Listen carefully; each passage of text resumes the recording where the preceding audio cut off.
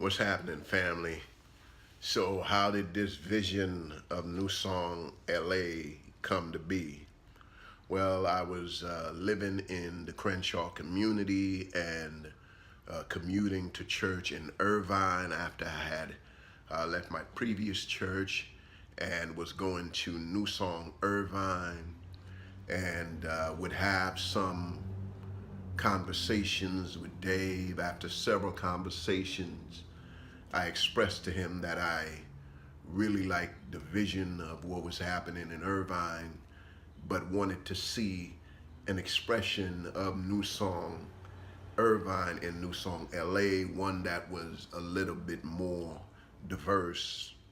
And so we began to dream about it and actually began to move on it, and we began to meet with people like Adam Edgerly, and Adam agreed to help us find a pastor for the church. And then Adam and I went to Pasadena to meet with Michael Washington because we wanted the worship to be passion and hip hop combined. That experiment failed. That didn't happen the way we planned it. But you do have what you have, and it's a beautiful expression. It was just not the expression that we planned.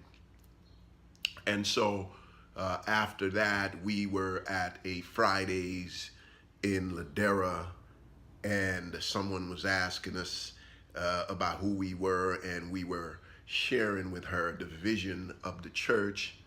And they asked, "Who is the pastor?" I pointed to Adam and said, "He is the pastor." He thought I was joking, but I wasn't.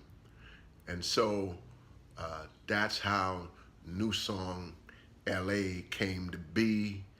That's the short version.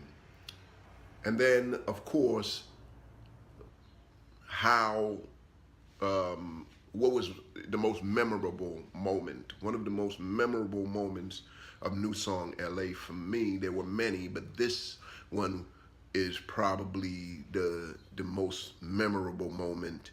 And that is, we were storing our equipment at this one place at a storage facility, and we would come at 7 a.m. in the morning to get our stuff out and then drive it to the senior center where we were actually meeting, where we were actually having service, and we would go and set up and in time for service.